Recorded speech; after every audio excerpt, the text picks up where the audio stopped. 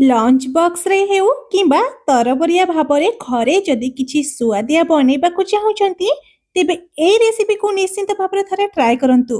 ୟାକୁ ବନେଇବା ଏତେ ସହଜ ଯେ 10 ମିନିଟ୍ ଭିତରେ ହିଁ ୟାକୁ ଆପଣମାନେ ବନେଇକି ପୁରା ପରିବାର ସହିତ ଏନ୍ଜୟ କରିପାରିବେ। ଆଉ ଟେଷ୍ଟ ତ ୟା ଆଗରେ ବିରିୟାନୀ ବି ଫିକା ପଡ଼ିଯିବ। ସେଥିପାଇଁ ଆମେ କ'ଣ କରିବା ନା ଗୋଟେ ଗ୍ରାଇଣ୍ଡର ଜାର୍ ନେବା ଆଉ ସେଇ ଗ୍ରାଇଣ୍ଡର ଜାର୍ ଭିତରେ 10ରୁ 15 ପାଖୁଡ଼ା ଦେଇଦେବା ରସୁଣ। ଏଠି ମୁଁ ଛୋଟ ଦାନା ରସୁଣ ନେଇଛି। ତା ସହିତ ଦେଇଦେବା ଗୋଟେ ଛୋଟ ଚାମଚ ଗୋଲମରିଚ ଆଉ ଏଠି ଦେଇଦେବା ଆମେ ସ୍ୱାଦ ଅନୁଯାୟୀ ଲୁଣ। ଲୁଣ ଦେଇକି ୟାକୁ ଭଲ ଭାବରେ ଗ୍ରାଇଣ୍ଡ କରିକି ନେଇ ଆସିବା। ଗ୍ରାଇଣ୍ଡ କରିବା ସମୟରେ ଯଦି ପାଣିର ଆବଶ୍ୟକତା ପଡ଼େ ତେବେ ଗୋଟେ ଚାମଚ ପାଣି ଦେଇକି ଗ୍ରାଇଣ୍ଡ କରି ନେବେ।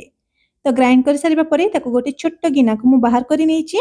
ଆଉ ସେଥିରେ ଆମେ କିଛି ଗୁଣ୍ଡ ମସଲା ଦେଇଦେବା, ଯେମିତିକି ଗୋଟେ ଛୋଟ ଚାମଚ କାଶ୍ମୀରୀ ଲଙ୍କା ଗୁଣ୍ଡ, 2 ପିଞ୍ଚ ହଳଦୀ ଗୁଣ୍ଡ, ଅଧ ଛୋଟ ଚାମଚ ଧନିଆ ଗୁଣ୍ଡ, ଅଧ ଛୋଟ ଚାମଚ ଦେଇଦେବା ଜିରା ଗୁଣ୍ଡ, ଗୋଟେ ଛୋଟ ଚାମଚ ଚିକେନ ମସଲା ଆଉ ଅଧ ଛୋଟ ଚାମଚରୁ ବି ଟିକେ କମ୍ ଦେଇଦେବା ଗରମ ମସଲା।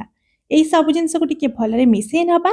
ମିଶାଇବା ସମୟରେ ଟିକେ ବହଳିଆ ଲାଗୁଥିଲା, ସେଥିପାଇଁ ଅଳ୍ପ ପାଣି ଦେଇକି ତାକୁ ଭଲରେ ମିଶାଇ ନେବେ। ପାଣି ଦେଇଦେଲେ କ'ଣ ହେବ ନା ଗୁଣ୍ଡ ମସଲା ପାଣିରେ ଫୁଲିଯିବ, ଟେଷ୍ଟ ବି ଭଲ ଆସିବ ଆଉ କଲର୍ ବି ଭଲ ଆସିବ। ତ ଏଇଠି ଦେଖନ୍ତୁ ପାଣି ଦେଇକି ୟାକୁ ମୁଁ ଭଲ ଭାବରେ ମିଶାଇ ନେଇଛି। ଏବେ ଆମେ କ'ଣ କରିବା ନା ଗୋଟେ ପ୍ୟାନ୍ ଗରମ କରି ନେବା। ଆଉ ପ୍ୟାନ୍ରେ ଦେଇଦେବା ଗୋଟେ ଛୋଟ ଚାମଚ ତେଲ।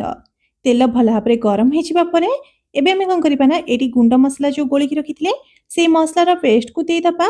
ଆଉ ଗ୍ୟାସ୍ର ଫ୍ଲେମ୍କୁ ଲୋ ଟୁ ମିଡ଼ିୟମ୍ ଫ୍ଲେମ୍ରେ ରଖିକି ୟାକୁ 3ରୁ 4 ମିନିଟ୍ ପର୍ଯ୍ୟନ୍ତ ଭଲ ଭାବରେ କଷି ନେବା। ବା ଯେତେ ପର୍ଯ୍ୟନ୍ତ ତେଲ ନ ଛାଡ଼ିଛି ସେତେ ପର୍ଯ୍ୟନ୍ତ ୟାକୁ ଭଲରେ କଷି ଚାଲିବା। ଦେଖିବେ କଷିବା ସମୟରେ ଗୋଟେ ସୁନ୍ଦର ବାସ୍ନା ଆସିବ। ତ ଏଇଠି ଦେଖନ୍ତୁ ୟାକୁ ମୁଁ ଭଲରେ କଷି ନେଇଛି, ସୁନ୍ଦର କଲର୍ ବି ଚାଲି ଆସିଛି ଆଉ ରସୁଣର କଞ୍ଚା ସ୍ମେଲ୍ ବି କଟିଯାଇଛି। ତାପରେ ଆମେ ଏଇ ଷ୍ଟେଜ୍ରେ କ'ଣ କରିବା ନା ଏଇଠି ଦେଖନ୍ତୁ ମୁଁ ନେଇଛି ବିରିୟାନୀ ରାଇସ୍ ବା ବିରିୟାନୀ ଭାତ ଯେଉଁଟାକୁ ଆମେ କହୁଛେ, ସେଇଥିରୁ 1.5 ଗିନା ଦେଇଦେଇଛି। ଆପଣଙ୍କ ଘରେ ଯେଉଁ ଭାତ ବଳି ଯାଇଥିବ ଆପଣ ସେଇଟାରେ ବି ଏଟାକୁ ବନେଇ ପାରିବେ, ଯେମିତିକି ଉଷୁନା ଭାତ ହେଲା, ଜିରା ରାଇସ୍ ହେଲା କିମ୍ବା ନର୍ମାଲ ଅରୁଆ ଭାତରେ ମଧ୍ୟ ୟାକୁ ବନେଇ ପାରିବେ। ୟାକୁ ବନେଇବା ପାଇଁ କିଛି ଟେନସନ୍ ନାହିଁ କିମ୍ବା କିଛି ଏକ୍ସଟ୍ରା ମସଲାର ବି ଆବଶ୍ୟକତା ନାହିଁ। ତ ଭାତକୁ ଦେଇକି ଭଲ ଭାବରେ ମସଲା ସହିତ ମିଶାଇ ସାରିବା ପରେ ଆମେ କ'ଣ କରିବା ନା ଭାତକୁ ଟିକେ କୁକ୍ ହେବା ପାଇଁ ଛାଡ଼ିଦେବା ବା ହାଲକା ହାଲକା ଯେଉଁ ପାଣିଟା ଅଛି ସେଟା ଶୁଖିବା ପାଇଁ ଛାଡ଼ିଦେବା। ସେତେ ସମୟ ଭିତରେ ଆମେ କ'ଣ କରିବା ନା ଆଉ ଗୋଟେ ପ୍ୟାନ୍ ଗରମ କରି ନେବା। ଆଉ ପ୍ୟାନ୍ରେ ଦେଇଦେବା ଅଳ୍ପ ଟିକେ ତେଲ। ତେଲ ଗରମ ହେଇଯିବା ପରେ ଏଇଠି ଦେଖନ୍ତୁ ଏଇଠି ମୁଁ 4ଟି ଅଣ୍ଡାକୁ ଫଟେଇକି ସେଇ ତେଲରେ ଦେଇ ଦେଉଛି। ଆଉ ଅଣ୍ଡା ଉପରେ ଟିକେ ହାଲକା ଲୁଣକୁ ବା ସ୍ୱାଦ ଅନୁଯାୟୀ ଲୁଣକୁ ସ୍ପ୍ରେଡ୍ କରି ନେବା। ତା ସହିତ ଅଳ୍ପ ଟିକେ ଗୋଲମରିଚ ଗୁଣ୍ଡକୁ ମଧ୍ୟ ଅଣ୍ଡା ଉପରେ ଏମିତି ଛିଞ୍ଚିକି ଦେଇଦେବା। ତାପରେ ଅଣ୍ଡାକୁ ହାଲକା ହାଲକା ଟିକେ ଏମିତି ଫେଣ୍ଟି ନେବା ବା ମିଶାଇ ନେବା। ଏମିତି ଫେଣ୍ଟିଲା ପରେ ଆମେ କ'ଣ କରିବା ନା ଅଣ୍ଡାକୁ ଟିକେ ଭାଜି ନେବା। ଯାହାଦ୍ୱାରା କ'ଣ ହେବ ନା ଅଣ୍ଡାର କଞ୍ଚା ସ୍ମେଲ୍ ବି କଟିଯିବ ବା ଆଇଁଷିଆ ସ୍ମେଲ୍ଟା କଟିଯିବ ଆଉ ଖାଇବା ପାଇଁ ଭଲ ଲାଗିବ। ଆପଣଙ୍କୁ ଯେତିକି କୁକ୍ କଲେ ପସନ୍ଦ ସେହି ହିସାବରେ ଭାଜିବେ, ମାନେ ହାଲକା ହାଲକା ଯଦି କଞ୍ଚା ରଖିବାକୁ ଚାହୁଁଥିବେ ସେମିତି ରଖିପାରିବେ, ନହେଲେ ପୋଡ଼ ପୋଡ଼ କରିକି ଭାଜି ପାରିବେ। ତ ଏଇଠି ଦେଖନ୍ତୁ ଏଇଠି ମୁଁ ଭଲ ଭାବରେ ୟାକୁ ଭାଜି ନେଇଛି, ଯାହାଦ୍ୱାରା କି ତାର କୌଣସି ବି ସ୍ମେଲ୍ ରହିବ ନାହିଁ। ଏଇଭଳି ଭାବରେ ଅଣ୍ଡାକୁ ଭାଜି ସାରିବା ପରେ ଏପଟେ ଆମ ଭାତ ଉପରେ ଏଇ ଅଣ୍ଡାକୁ ଦେଇଦେବା। ଅଣ୍ଡାକୁ ଟିକେ ଭଲସେ ଭାଜିକି ଦେବେ ଯେମିତି ତାର ସ୍ମେଲ୍ଟା ନ ରହିବ। ଆଉ ଯଦି ଆପଣ ଆମିଷ ଖାଉନଥିବେ କିମ୍ବା କୌଣସି ସାଧା ବାରରେ ବନାଉଥିବେ ତେବେ ଅଣ୍ଡାକୁ ସ୍କିପ୍ ମଧ୍ୟ କରିପାରିବେ। ତାପରେ ଅଣ୍ଡା ସହିତ ଏଇଠି ଦେଖନ୍ତୁ ମୁଁ ଅଳ୍ପ କିଛି ପୋଦିନା ପତ୍ରକୁ ଦେଇଦେଇଛି। ପୋଦିନା ପତ୍ର ଜାଗାରେ ଆପଣ ଧନିଆ ପତ୍ରକୁ ବି ଦେଇପାରିବେ। ବିନା ଅଣ୍ଡାରେ ଖାଲି ରାଇସ୍କୁ ଏମିତି ବନେଇ ପାରିବେ। ଅଣ୍ଡାକୁ ଭଲ ଭାବରେ ମିଶାଇ ସାରିବା ପରେ ଏଇଠି ଦେଖନ୍ତୁ ଏଇଠି ମୁଁ ଦେଇଦେଉଛି କେଓଡ଼ା ୱାଟର। ଅଧ ଚାମଚ ଦେଉଛି, ବିଲକୁଲ ବି ବେଶୀ ଦେଉନି। କେଓଡ଼ା ୱାଟର ବିଲକୁଲ ଅପସନାଲ୍ ଅଛି। କେଓଡ଼ା ୱାଟର ଜାଗାରେ ଆପଣମାନେ ବିରିୟାନୀ ଏସେନ୍ସ କିମ୍ବା ରୋଜ୍ ୱାଟର ମଧ୍ୟ ଦେଇପାରିବେ।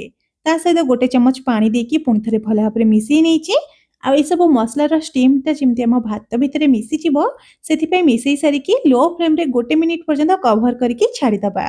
ଏଇଠି ଦେଖନ୍ତୁ 1 ମିନିଟ୍ ପରେ ମୁଁ ଲିଡ୍ କାଢ଼ିକି ଚେକ୍ କରି ନେଉଛି। ଏବେ ଆମର ଝଟାପଟ ବାଲା ଫ୍ରାଏଡ୍ ରାଇସ୍ ବା ଏଗ୍ ଫ୍ରାଏଡ୍ ରାଇସ୍ ବନିକି ରେଡ଼ି ହେଇଯାଇଛି। ଏଥିରେ ନା ଆମକୁ ପିଆଜକୁ ଭାଜିବାର ଅଛି, ନା ଗୋଟା ମସଲାକୁ ଆଡ଼୍ କରିବାର ଅଛି, ନା ଟମାଟୋକୁ ଆଡ଼୍ କରିବାର ଅଛି।